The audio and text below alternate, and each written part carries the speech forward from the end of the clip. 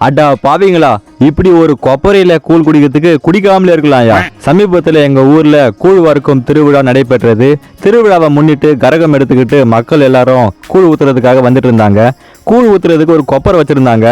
அந்த கொப்பரை முழுவதும் துருப்பிடித்து ஓட்ட ஓட்டையா இருந்தது. ஏயா காசு வாங்குறீங்கல்ல, ஒரு புது கொப்பரை வாங்கிட்டு வந்து வச்சா என்னையா?